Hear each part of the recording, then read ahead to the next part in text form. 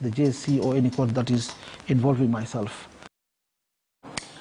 Kwingineko kwenye siasa, kinara wa chama cha Odm Raila Odinga sasa ametoa changamoto kwa mwenyekiti wa tume ya uchaguzi na mipaka nchini Wafula Chebukati kujitokeza wazi na kutaja hadharani wanasiasa ambao tayari wameanza kampeni za mapema badala ya kukwepa swala hilo. Kulingana na Raila, wakenya tayari wanajua wanasiasa ambao wanapiga kampeni kila uchao wakipeana pesa. Look at the camera.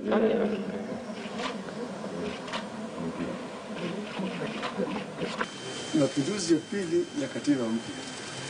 Hii ingine katiba mpya kile mambo ilikuwa tena mna hii.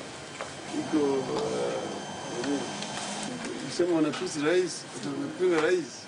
This hypocrisy is what actually leading this country astray. That people don't want to say the truth. Go and tell Mr. Chebukati, name the people. Don't just make wild allegations.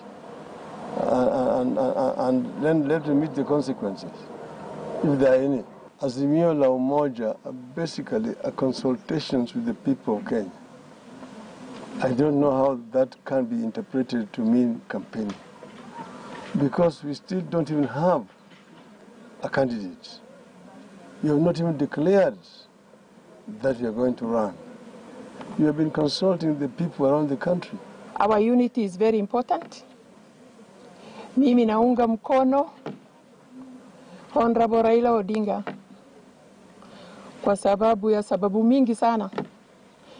Mimi nilichaguliwa na party ya Jubilee, na in future nitakuwa kwa party ya ODM. We've been through a lot of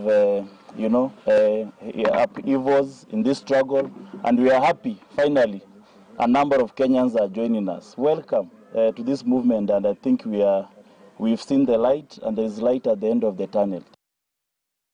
Naibu wa Rais William Ruto amejitokeza kwa mara nyingine tena akimshtumu Rais Uhuru Kenyatta na kinara wa